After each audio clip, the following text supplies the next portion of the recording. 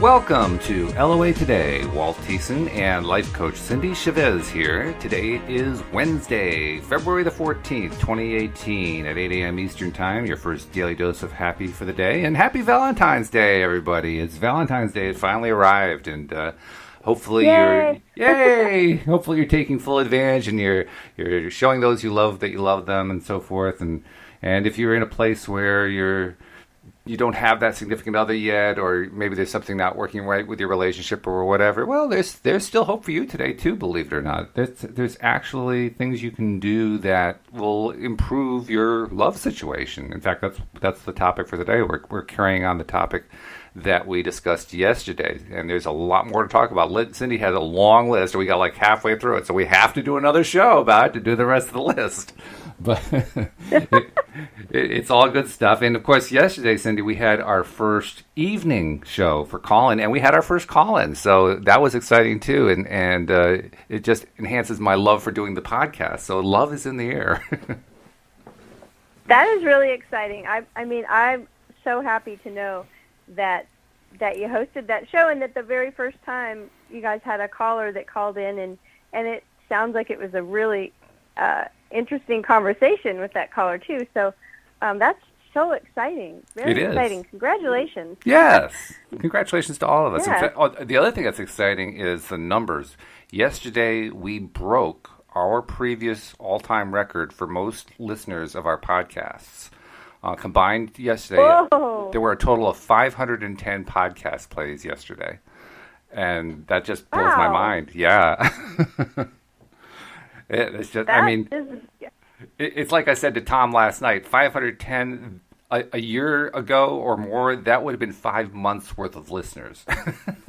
Well, I can't stop smiling about that. That's wonderful. It's exciting. It's wonderful. Fantastic. I mean, just so thrilling. So I hope you had a good day, and you got anything fun planned for today, I hope? I do. I have a hot date tonight. Ooh. At my favorite restaurant, and I'm so excited about that. Little fun place way out in the country that we don't get to too often because, we live in the city, and so and we live in Louisiana. I don't know if you've ever been here, but the food here is phenomenal, and so we only have to go a very short distance from the house. We joke that we have like this radius, right? Somebody will say, "Hey, you want to meet us for dinner?" It'll be somewhere like 3 miles away, and we're like, "Oh, that's getting outside of the radius," because we really don't have. we have like Trader Joe's is less than 1 mile from the house. The interstate's less than a mile. We live in this beautiful neighborhood, but everything is very close to us, right? So we don't have to really go too far. And this place is, it's 30 minutes out in the country, so it's a special occasion to go out there, and I'm excited about going out there tonight. And then today I'm teaching a class, and I'm excited about that, and a lot of good stuff going on. And this podcast is just like the perfect way to start Valentine's Day, because two of my passions, law of attraction and talking about relationships, and putting those together and knowing that this is something you can create. Even with couples, I often say to them, you get to design the relationship to be the way you want it. That sounds really basic, but sometimes I think people miss that point. They're like, our relationship is like this, right? It's in the same way that people say, well, I'm just like this. It's like, well, we can change that. So I'm excited about the topic. You can hear that in my voice. Yeah. Well, that's fantastic. And I have a cool thing to tell you, because yesterday we were talking about looking into the mirror. Right. And looking into your own eyes and saying, I love you. Mm-hmm. And how difficult that is for some people. And I had relayed a story to you that I had heard, and I thought, and I was correct. My memory was correct, which is really great. My memory was correct. It was Jack Canfield that had, and I just Googled yesterday, Jack Canfield mirror work, just to see. And I think the first thing that came up, it said Jack Canfield mirror exercise, and it's actually on his blog, and he tells his way of doing this. And what he talks about is looking into the mirror at the end of the day and telling yourself how much you appreciate about yourself. And the person that had told me this story had been somebody that worked with Jack Canfield. And she's a friend of mine, a colleague, but not somebody that I really talk to very often at all. And haven't talked to her probably for 6 months. And anyway, so I had told you that story and said, I think that this person, I think it was her, and I think it was Jack Canfield. Okay, well, it was. As soon as we got off the podcast yesterday, I did that little Google to find out. I said, okay, it's Jack Canfield. And that's a great blog if you want to search it and look at that one article about mirror exercise, Jack Canfield. It's really terrific. Okay. So anyway, about a few hours later, a friend of mine asked me if I wanted to run an errand with her, and I said, sure. And so on the way to the errand, she said she needed to stop at the post office. I said, great, because that's where my post office box is. And I only have the post office box because I do, email for business, and I need to have a post office box. But I don't get a lot of mail in my post office box, so I don't check it. I hardly ever check it. And so I said, yeah, my post office box there. I haven't checked it in a month. I should probably go check it, see if anything's in there. I opened the P.O. box, and there's a note in there and an envelope. And I don't recognize the writing, and it has no return address. And I'm like, oh, this is interesting. And I open it, and wouldn't you know, it's a beautiful Valentine from my friend, the one that told me the story about Lovely. Oh, that's great. And I was like, yeah, right? I was like, that is the coolest synchronicity, because I haven't thought of her in a while. I haven't talked to her in months, and just mentioned her this morning, and there she is. That's amazing. So yeah. I thought that's just fun when things like that happen. It is fun. But this is the thing, is with that mirror work. You were saying to open the show, if it's Valentine's Day, and sometimes it's hard. Sometimes if you're not in a relationship, Valentine's Day is really tough. And sometimes, sadly, it can be tough when you're in a relationship. And so this is what we're talking about today, is the relationship, the things that we can do to bring more love in. And often they are things that have to do with our relationship with ourselves first, because just like we're talking about using a mirror here, the whole world is a mirror for us, and our relationships out in the world are just going to mirror back to us that relationship we have with ourselves.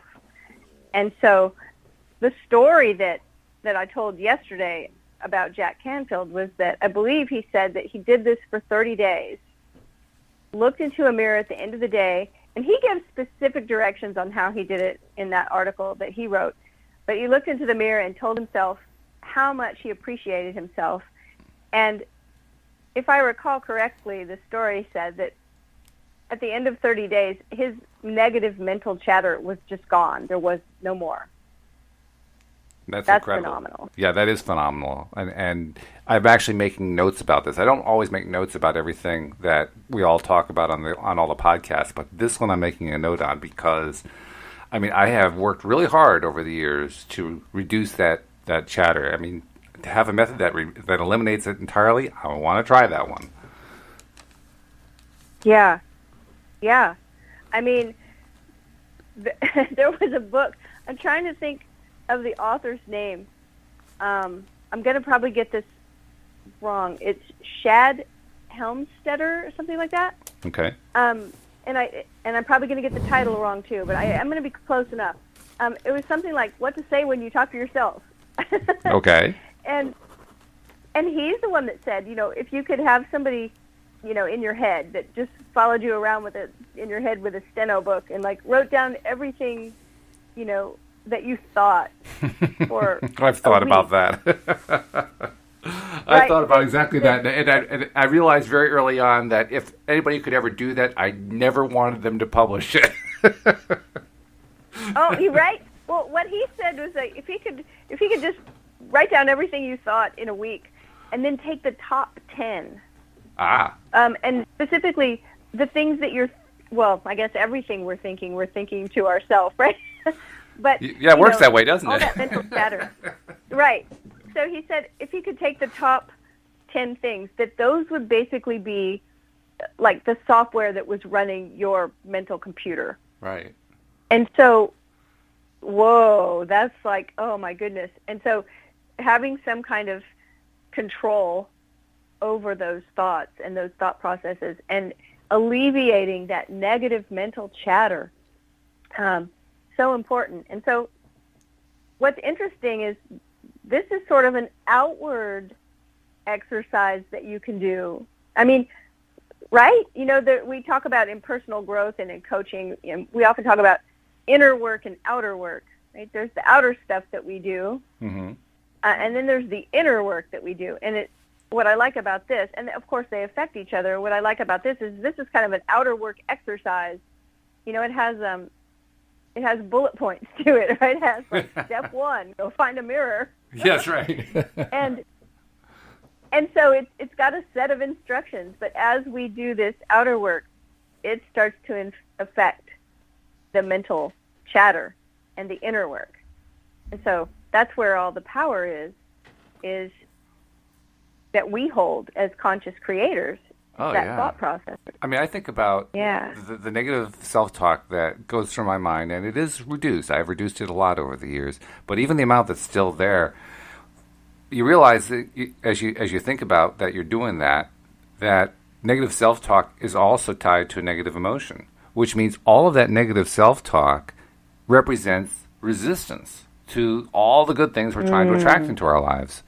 So wanting to get rid of that negative self-talk, like you say, is huge. It's a really, really big deal. And that's why I want to try Canfield's method, because, I mean, Canfield, I trust Canfield. He is a really top, in my mind, one of the best LOA people out there. And if he says to do it, I want to try it. He is a definite master.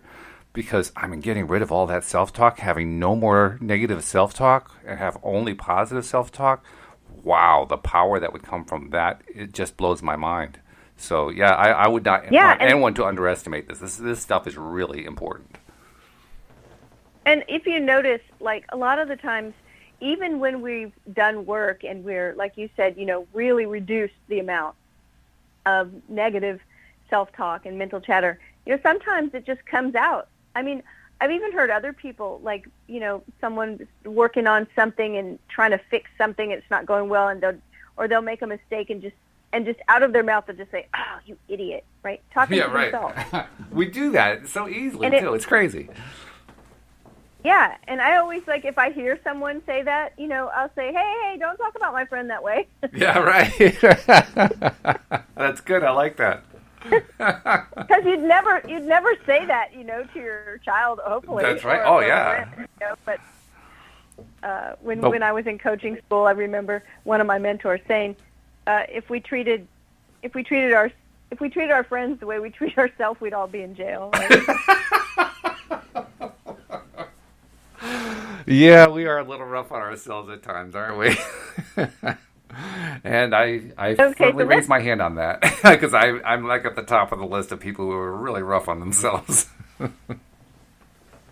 We can be, and so this is one of the best things that we can do on Valentine's Day is to be good to ourselves. Yes. It's the best thing we can do for ourselves every day, but especially if today is rough. It's be kind to yourself, be nice to yourself, give yourself some big love, you know. And so working down this list, the where we left off yesterday, now this one, with LOA practitioners, this one may have to be to your own taste, but it was number 12. It's to schedule a physical, an eye appointment, a dental checkup, a hearing test, or any other kind of medical maintenance type of appointment that you're due for or overdue for. I say this completely knowing that some LOA practitioners don't want to do this because it doesn't create good feelings in them. They want to take care of their own health and they don't want to go to a doctor or whatever, and that's fine. I'm not saying you have to, but I am saying that it is a sign of self-care to go take care of yourself, to make a maintenance appointment, to get a checkup, in the same way that you would take your pet to the vet for a checkup or take your child to the pediatrician for a wellness check. It's just a sign of love and care and concern that sometimes people don't show themselves. I would perhaps think of it myself. When I look at, you're right, I have some of those kinds of reservations, but when I read it in terms of give yourself health wellness. Give yourself attention to your own health, to your own wellness. And if that means going to a checkup, then go to a checkup. If it means going for a run, go take a run. If it means changing your diet, change your diet. But attend to your health, attend to your wellness. Instead of doing what we so often do, and that is give attention to the sickness. Change it, turn it around, flip it around. Exactly. And I think that's what comes up for some, because I've had a really great conversation in depth with some other LOA teachers where everybody was weighing in on, and that was the question. The question was, do you get an annual physical? Because some people were saying no. Like, I feel great. I'm in great health. I don't want to go find. I'm not out to go find something that's wrong with me. Right? I'm not out to go find. Right? And so I get that. I understand that. And I think that once again, yesterday we talked about all of the things on this list, that the important place to start from is intention. Like, it's a loving intention that we're doing this. That's right. Think about, you have cats. I had and missed terribly my little dog, but it's like, well, it was always a loving intention for me when I had to take her to the vet. It was never like, I guess where we're going today. So now, as soon as we started turning down that street, she would freak out because she knew where we were going. But, the intention was love. And so, like you said, the intention isn't, let's go find a disease or a symptom that I can prove to myself there's something wrong with me. That's not the intention. The intention is, do we take care of ourselves? Do we look after ourselves like someone that we love? And because this whole idea is sending out vibration into the universe that shows we love ourselves, aligning with love for ourselves, because that way we get love for ourselves from other people.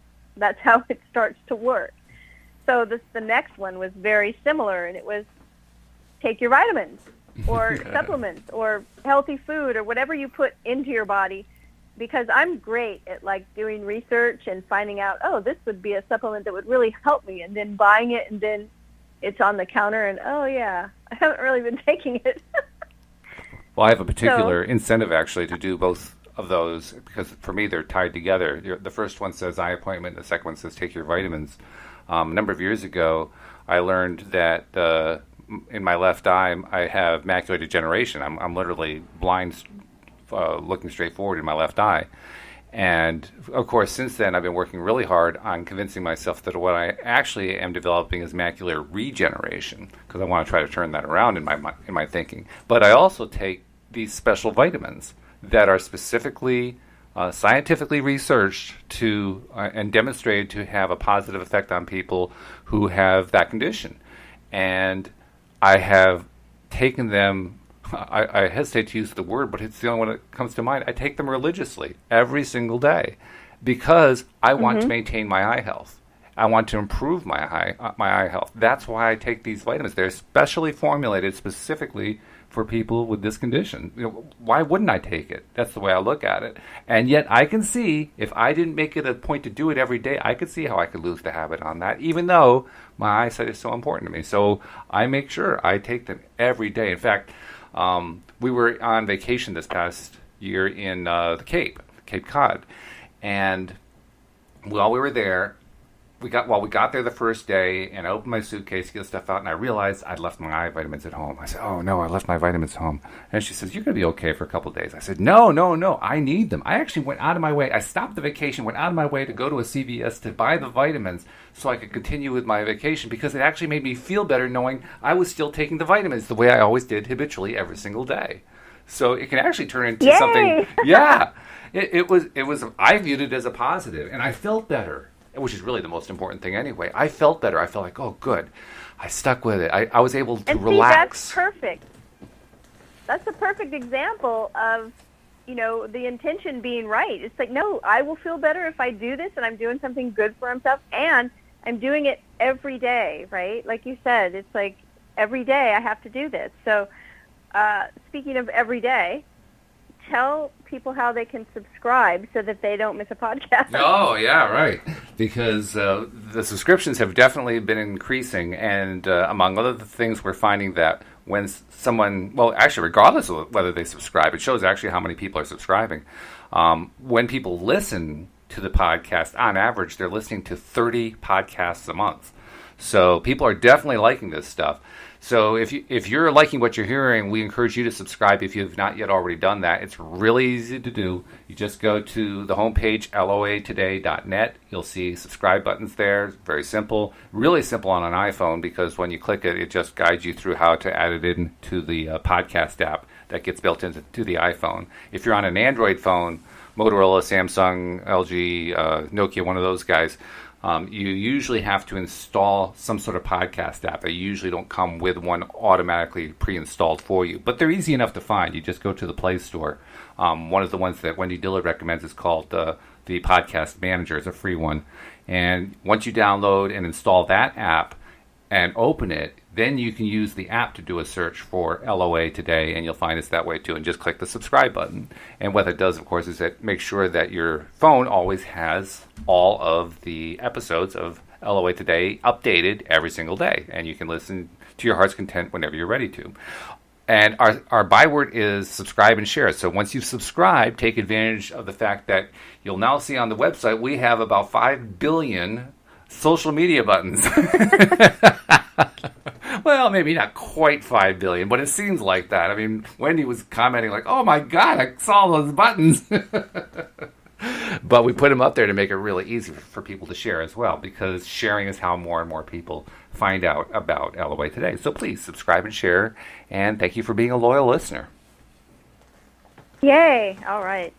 Yes, a loyal listener. That's what we want, loyal listeners, because here's the thing. We talk about it all the time, but it's things that you get in the habit of, right? And that's right. The more it's kind of like you are what you eat, and you are what you read, and you are what you listen to. Like whatever information you're taking in, that's going to start affecting your entire life, because that's exactly the way we are. We're holistic. So we are. The more you listen to these kind of ideas, the easier it gets. Plus, it's fun, too. I mean, we make these shows fun every time. I think they're fun. I have fun. I always feel good. I love doing this podcast because it starts my day in a way that I'm, my vibe is already lifted. Yeah. Much, much higher than it would be if I wasn't talking about this stuff. Me too. Okay, so ways we can bring more love into our life. The next one, this is one of my favorites. Buy yourself some flowers. Now, I actually had a conversation with somebody, and this is a law of attraction practitioner who's a really powerful creator. She said, I don't want to buy myself flowers. I want other people to send me flowers. I want flowers. I don't want to buy them for myself. I'm being honest about this. I want them to come from someone else. And what was funny in the conversation is that someone else said, well, I buy the flowers for my house. Like, I buy the flowers nice. To show my house, show my home some love. Like, I love my house. I love my home. I want my home to love me back. So it's like I buy my house flowers. And she said, oh, I can totally get on board with that. So I think it was last night. Yeah, last night we were coming home and we stopped by Trader Joe's to pick up a few things. And if you know the Trader Joe's grocery store chain, who I plug all the time, right? Yeah, right. They have a really nice little flower department. Well, because Valentine's Day was today, oh my goodness, like half the store was filled with flowers. There were so many containers of flowers. There were flowers everywhere. And one of the managers that knows us, he said to us, if you guys would have been here 30 minutes ago, you would have turned around and just left. And it was a little bit busy when we were there, maybe about 8 o'clock, I guess. But apparently, like the hour before, the whole store was just completely, he said, yeah, you would have turned around and left. And so I thought it was so funny. You know, today is the day to buy yourself flowers because probably everywhere you go, there's going to be flowers for sale. Oh, it's true. Yeah. And I've had people say, but flowers are expensive. You know, here we go again with that kind of like manicures are expensive, chocolate is expensive, flowers are expensive. Okay, right down the street from me, there's an actual flower shop. And you can go into that flower shop and buy one flower. So buy one flower for yourself if it's too much for you to do a big display. But having flowers in the house was actually on the list of the scientific article that we read with, I think it was 10 scientifically proven ways to create more happiness. And having flowers in your house was on that list, which just having it on the list made me feel happy. Oh, yeah. So, and of course, Walt, your wife is got a gardening business, so I guess I was going to mention that flowers because are... they are very big, and she has a very successful gardening services business in the area, and very, very often we'll be out shopping, and I remember the first time it happened, she decided she just picked up a bunch of flowers and added them to the grocery cart. And I kind of looked at her quizzically, and she says, I'm a gardener, and I don't get to enjoy the flowers because I'm doing everybody else's garden. I want to enjoy the flowers. I thought that was great. Yes.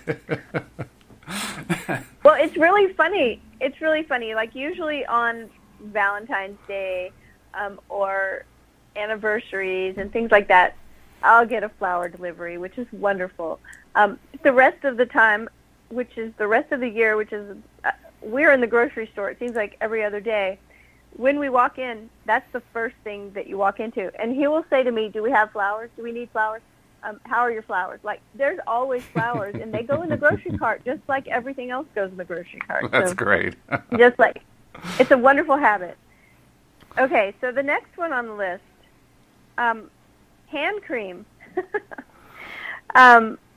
Now, I don't know if men use hand cream as much as women do, but I know one thing is that my hands get neglected sometimes and will start feeling rough. And somebody said to me one time, oh, I never turn down when someone offers me hand cream or a glass of water. I don't know why. It just cracks me up. She said, I always say yes. That's funny. That's not a good rule. But again, just, you know, you don't have to use hand cream, but being thankful for your hands. Oh, yes. I mean, I'm thankful for all of my body, but our hands and feet work really hard for us. And I never want to take them for granted. All the typing that they do and the knitting that they do and the cooking and the everything else. One time I injured my left hand, and I'm right-handed. And I accidentally, that web between your thumb and your pointer finger, I had a knife slip, a really big knife. And I cut all the way through that webbing, and I had to go get it stitched back together. And so I lost the ability in that hand for about 2 months, 3 months, maybe 4 months, to really squeeze. Oh. I mean, I could, but I didn't have that because I cut through that muscle, and I couldn't, like, really grab or squeeze. And it was my left hand. And I was shocked at how much it affected my life. It wasn't even my dominant hand. And so it's like we do so much with our hands, so give them some love, you know? I agree. I love that idea because I remember about, I'm going to guess it was about 25 years ago, something like that. It was early in the development of computers with mice. And I started to develop what they sometimes call carpal tunnel, where you get pain runs up your arm or into your shoulder or so forth, simply from doing all those very fine movements with the mouse. And what I learned from that process is it isn't just the fine movements, it's a combination of what your emotional state is and how you grasp and move your arm. And I learned that when I was developing that carpal tunnel, I was working it hard. I was in a tense way grabbing the mouse, in a tense way, deliberately pushing it to exactly that spot and so forth. And that had developed the condition, and it was painful. It was so painful, I actually had to operate computers. Of course, for me, that was a big deal. I had to operate them without my right hand. I'm right-handed also. So that it took a while in order for the inflammation to go down, and I had to work with my left hand for a while, which was actually good for me. It was good for me to develop the left hand, but still, I really, really missed having the right hand ability. So when the swelling went down and I could use my right hand again to mouse around, I learned really soon after that to be gentle with myself, to be kind, to be and give my hand breaks, and and not be on that mouse all day long, and just give myself room to feel good and to relax and so forth. And I've had maybe one flare up since then, but it was short. It was really brief. So I can tell you there is a practical benefit to loving your hands, and that is when you love your hands or love your feet or whatever, you are doing them a big favor. I love that you said, our emotional state. Oh, it makes a huge difference. Sometimes we forget how important that is, but that's the whole deal when you're talking about law of attraction. That's right, yeah. And it's also the whole deal where physical health is concerned. I mean, really, when you look at anything that you're trying to deal with on a physical basis, if you're dealing with some sort of a disease condition or something like that, inevitably there is a negative emotion somewhere going on in the background that needs to be addressed. I mean, there are health practitioners that say that every physical, symptom is attached to an emotional something. Mm-hmm. And so, it's super important to pay attention. All right, this next one is really one of my favorites, but it's just because I had personal experience here. And I just said, cook what you like for dinner. Mm. And especially if you're the cook of the family, because the question I asked was, how many times do you not cook some certain things that you really like because you're the only one that really likes it?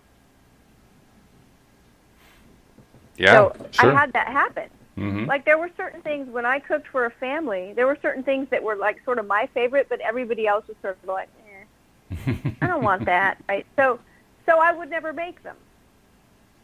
And when we flip that around and we say, okay, so what if you had a family and you were the cook of the family and this one child had a favorite that you never made for him? Yeah. Please, could we have this? No. You're the only one that likes it, so no. But we do that to ourselves. We do. And so I thought, this is a way that we can really show ourselves some love because, food is so often connected with love. Mm-hmm. Oh, yeah. There are books written about this, right? There's a wonderful book Janine Roth wrote called Women, Food, and God. I mean, food is often how we show love. And so show yourself some love and eat your favorite thing for dinner. Cook your favorite thing, and while you're at it, break out the good china. Yeah, that's good. I like that. Break out the good china that you only break out when, other people come over. Do it for yourself. Yeah, it's a good thing to do. My wife has a really interesting thing that she does with us because food has long been very, very important in our lives. And she does most of the cooking. I usually do the cleanup. And in fact, I always do the cleanup. And, so it's a good division of labor because there are times that I'll make dinner too, but more often than not, I ask her to make the dinner because I will eat almost anything that she makes. But she's a much more picky eater, and there was a time when we were trying to split the dinner duties, and I was going crazy because I couldn't come up with what she wanted to eat, 3/4 of the time. Most of the time, I guess was wrong, which is not a good feeling at all. And then I'd ask her, "Well, what would you like to have?" And she says, "Well, you decide." And they're like, "Oh God, no, this is like a catch-22." So we reversed it, and we made it so that she does most of the cooking. Occasionally she'll ask me to make something, and I'll say, yeah, sure, I'll make that something that I know you want, and then I'll do the cleanup.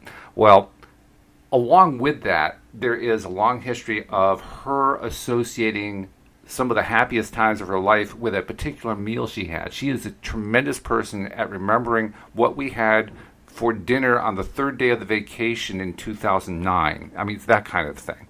And I can barely remember what we had yesterday. She can remember what we did 10 years ago. It's just incredible.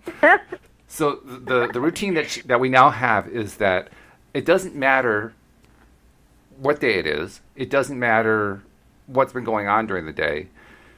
sometime during the day, not always right before dinner. It can be like hours before. It can be right after we just finished lunch. She'll say, okay, I think tonight we're going to have chicken parmesan, and we're going to have it with some broccoli, and I thought maybe like a little applesauce on the side. What do you think? I said, yeah, that sounds great. We do that every single day. I think once in the last 20 years I said, no, I really don't want that. So she knows every time I'm going to say yes, but nevertheless, we go through our routine every day. And one of the things that she told me about it very early on is that it helps her. It helps her to tell me what's on the menu because it helps her get excited not only about making it, but about eating it. And I thought that's interesting. That's certainly different from my own experience. But if you're the kind of person who has that kind of association with food, that's important. That's really important to do that kind of thing, I think. Well, I love the way that whole process, to me anyway, sounds like a vibe lifter. Oh, it is, yeah. See? Very much so. And then, like you said, she cooks the meal, and then you enjoy it together, and then you clean up. And I have to say, as the cook in my family for, forever, I've always been so appreciative of not having to clean up, because doing the cooking and the cleanup is a lot of work. It's a ton. Oh, yeah. So all of you people listening that are the ones that do the cleanup for someone else who cooks, I salute you today, and thank you. Appreciate you. And by the way, that's a little message, too, for the people who are wondering why they don't have someone in their lives. A lot of, we think about relationships in terms of the big stuff, like the big dates and the intense love and, getting married and having children and all that kind of stuff.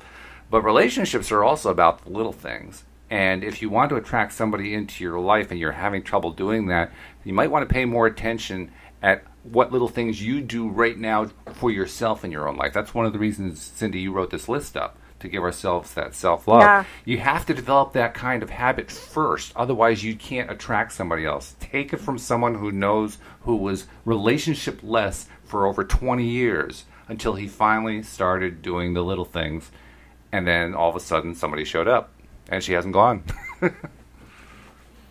Right? I mean, it's so true. It's that love for ourselves. I can't say it enough to people that want a relationship, is that the most important thing you can do is to start taking action to reduce that negative mental chatter, to love yourself and appreciate yourself, to actively look for ways to appreciate yourself.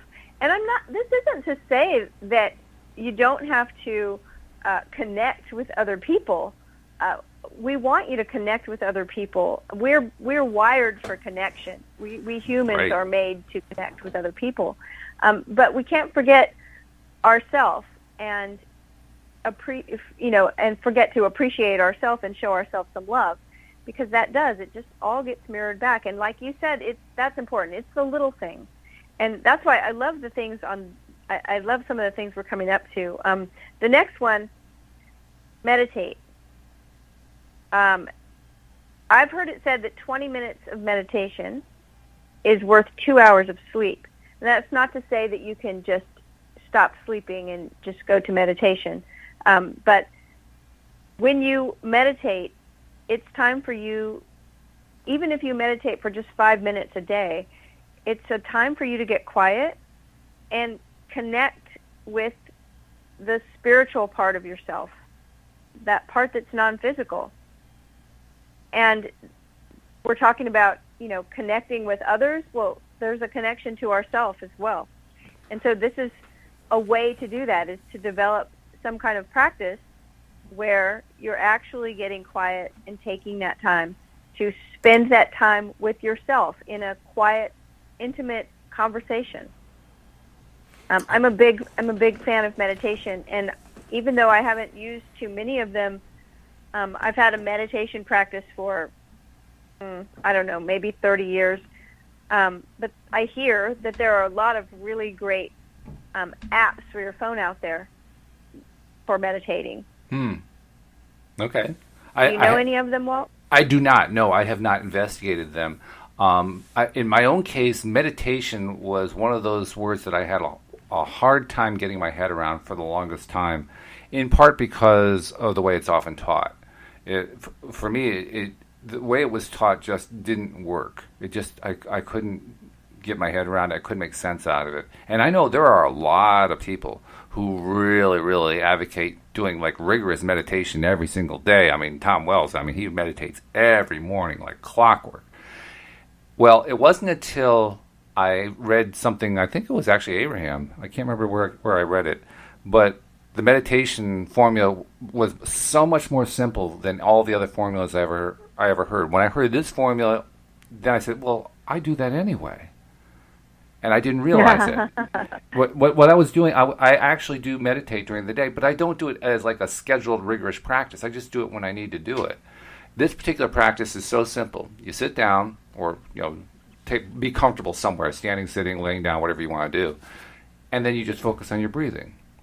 And as your mind starts to wander, you say, okay, and then you let it go, and you go back and focus on your breathing. And then when your mind starts to wander, you say, okay, let it go, and then you bring your focus back to breathing. I said, well, that's what I do. When I need to relax, when I need to take a break or whatever, get away from work or whatever I'm doing, I usually do it on my feet, actually. I pace. And when I'm pacing, I'm releasing these ideas. My mind is abuzz and all this stuff that's going on, and I just need to get it out. So I'm just breathing deeply as I'm walking along and letting it come out. And I pace faster and faster as more and more stuff is coming out until finally I get myself to a place of, oh, good. I didn't realize I was meditating. That's it. You're doing it. And I will say, for people that have never meditated, or actually, sometimes when people try to meditate and say, I've tried to meditate and I just can't do it because I try to get my mind quiet and focus on my breathing, and then all of a sudden my mind is like, I catch myself, my mind's wandering over there, I'm thinking about all this stuff, and I have to bring myself back, and then I'm focusing on my breathing, and then all of a sudden my mind is over there, and I have to bring myself back, and I'm like, well, then you're doing it. And that's what meditation is. Yeah. Is bringing yourself back to the center, right? And I've proven you don't have to be sitting in lotus position to do it. I pace. Louise makes jokes about the fact that we need to get a house that's big enough with a long hall so I can pace the hall back and forth to my heart's content. Kind of like some people have a lap pool. You can have like a meditation hallway. Exactly. And I just think of it as pacing, but it really is meditative.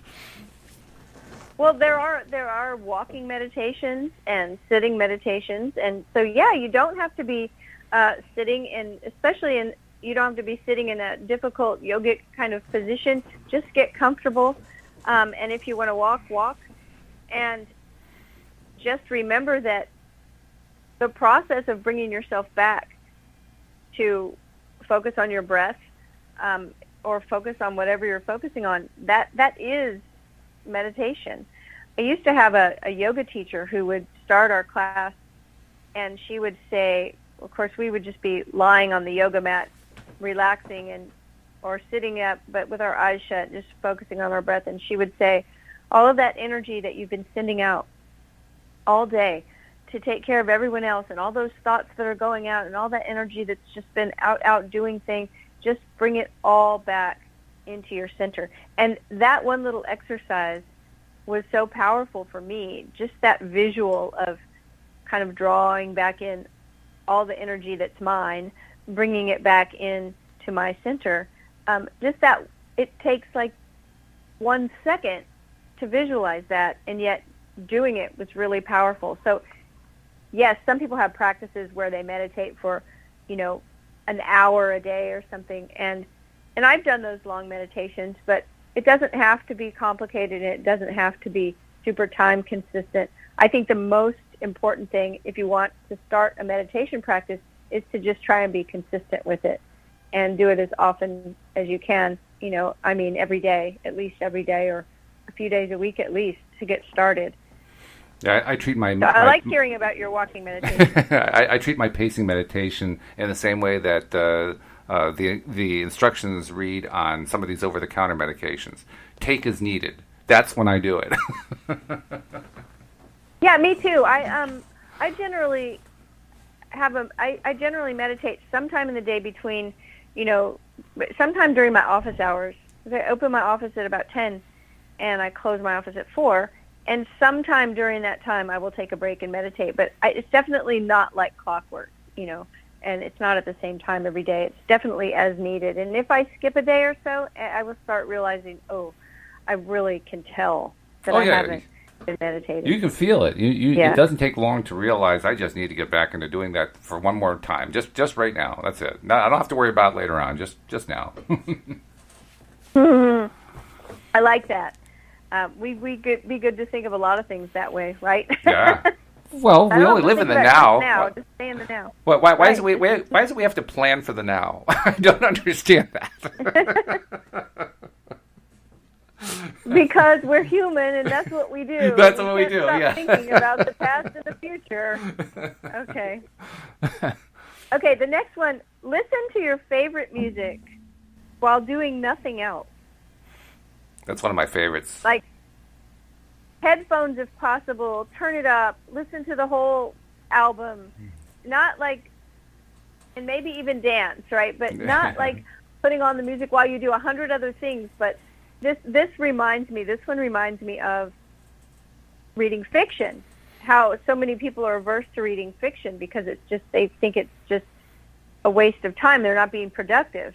It's like, I need to be getting something done. But this is getting something done. It's showing yourself some love. It is. Treating yourself to your favorite music. You often take your walk and listen to music, right? Yeah, which means I am actually doing really something. Nice. But it's a very pleasant kind of something. Yeah. It's not like I'm doing work. Yeah. It's more like I'm out having a good time and enjoying myself. And I've actually, this past week I tried it. There was one, it was Saturday actually. Saturday afternoon I was not really feeling it and I needed to get myself in a better space. And so I abandoned what I was doing, which was supposed to be for self-entertainment, and it wasn't working. And I just got up my iPhone, my headphones, went in the bedroom, laid down, put them on, just started playing my positive music list. And I played it for about an hour and a half. I was surprised how long I stayed there. And by the time I was done, I was glowing. I was feeling so good. I was going to say, I think you got off the bed and you came out and you just pointed your magic wand at something and boof, it created. Yeah, that's right. Trying to remember my Harry Potter spells, but... Right. All right, so this one I really like, and this is how I wrote it in the article. I wrote, number 19, wash your car. I mean, seriously, you're a rock star.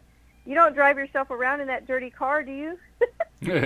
I know you would wash it if you were going to be driving, insert, super sexy person's name here. Right? So we're not talking Miss Daisy. If someone calls you up and say, right? Someone calls you up and says, look, I need you to we need somebody to go to the airport and pick up, I don't know, some famous, handsome person, right? You're going to tell me you would drive there in a filthy car? I think everybody I know would be out there, like, soaping up their car. It's like, oh, my gosh, I got to clean the car, right? I realize that a lot when people are going on a date. They got a really important date with somebody they really want to impress. They'll make sure that they detail that car. But how often do we drive ourselves around in a car that's not clean? And by the way, I think that was important. Washing your car does not require that you get out the bucket and the rags and do it yourself. There are car washes. They work just fine.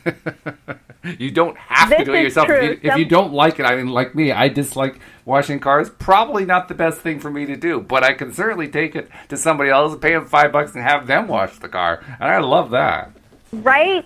Exactly. See, now I am exactly the opposite. On a beautiful day, I don't know why this is, but I like nothing more to get out the bucket and get out all the detailing stuff and the brushes to scrub the wheels. I love shiny wheels, and putting on my iPod with, or my iPhone or whatever, putting my headset on with some loud music and getting out there and washing and polishing the car. Like, that makes my day. I love doing it. That's great. I don't know why. why. I don't know why, because I don't get the same enthusiasm for, like, mopping floors or vacuuming. Yeah, no, it's like I could let that go forever. That does not lift my vibe. But washing the car. Okay, the next one is for the women or anyone that wears makeup. Clean out the makeup drawer. Wearing makeup that's past its prime is not healthy. It's not good for your skin. If you wear eye makeup that's old, it can be bad for your eye health. So you want to keep yourself healthy and beautiful, right? So throw out the old stuff and replace it. And the bonus is that you get a shopping trip to the makeup store. Yay! My favorite. I love that part. And so, okay, here's another one where people say the little not enough money voice starts whispering. I can't replace all my makeup. I recently heard somebody talking about this, and they gave timelines that were different from the ones I knew. They were like, you should replace your eye makeup like every 3 months. I was like, every 3 months? That stuff's expensive. Okay, so if that little voice starts saying, I can't replace all my makeup, like that would cost hundreds of dollars. Then just replace one thing today and one thing next week and just lather, rinse, and repeat. So you're going to replace the makeup and you're going to get a shampoo at the same time. That's good. Because you're going to lather, rinse, repeat. Yes. So, and that's another thing, like cleaning out, people are probably like, oh my gosh, really cleaning, I hate cleaning. This is not like showing myself love. But it really does, because when you declutter a space, I used to call it the cosmetic graveyard, because I had this drawer in the bathroom with like all this makeup in that I bought, that I tried, I didn't really like it, threw it in the drawer. It's like, oh my gosh. Or, that shampoo that you bought that just didn't work out and it's been under your bathroom sink for like 5 years. Just get rid of all that stuff, because it's an energetic thing.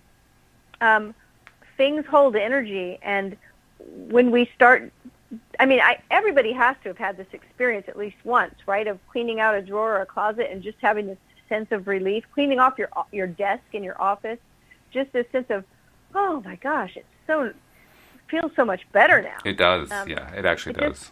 And so I really think that what I like to do is, I had a friend that taught me this, said set the timer for 20 minutes and pick an area.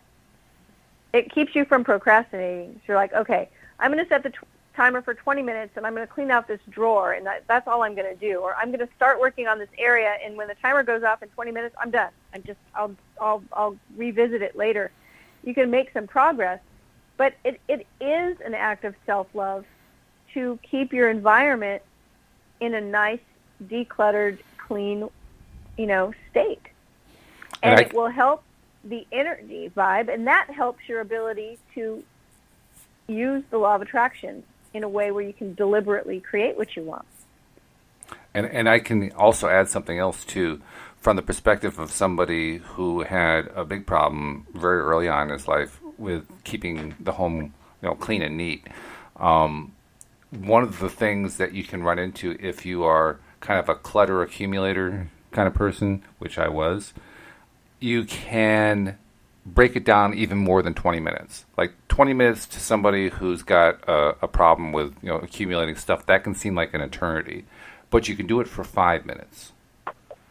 Okay, good. If you do it for 5 minutes, that seems tolerable. And then you can come back some period of time later and do another 5 minutes. And if you do it that way, you can actually nibble it away. You can actually start seeing progress. And then somewhere along the line, then you get that urge. You say, all right, I can't wait. 5 minutes is not long enough. I just got to get a whole bunch of it done. And then you end up getting a bunch of it done. In other words, you're feeding the way your own... I was just going to say, you're feeding your own way of how you need to go about dealing with, I'm going to start cleaning this stuff up. Because everybody's way is different. So if just putting a 20-minute timer seems like too much, then change it around to what does work for you. It's important to take some kind of step in that direction. And when you take the first step, the second step becomes easier. I love that, because when you said, and then the urge will hit you eventually. It does, I always call that like I get bit by the cleaning bug. And I actually really like when that happens, because it's like, ooh, I got to take advantage of this while it's here. I got to rock and roll now. Right. I feel like doing it, It's like, get it done. And I'm kind of prone to collect things too. And, we talked one time about core values, and like one of my top core values is beauty, right? I like beautiful things. And so my clutter is really cute. And that's an issue, little piles of very cute things everywhere. Because it's like, it's like, oh, but look at it. It's so nice. It's so cute. Cute clutter. I love it. Okay. I think we're going to actually get through this list. I'm watching the clock, and I'm like, we can do it. We can do it. 2 more things. These are important. Number 21 was learn something new. And here's the way I put it. That thing you always wanted to do, it's not too late. This is one of my favorite little stories. Grandma Moses began her painting career when she was 78, and she painted over 1,500 paintings before she died. Wow. 1,500 paintings. That's crazy. A body of work. It is. So if you have a desire to learn a new thing, to do a new thing, never let that, I'm too old to do this. I follow the creator, one of the artists of Spider-Man on Twitter, and he made a post that said basically the same thing the other day. He said, it's not too late.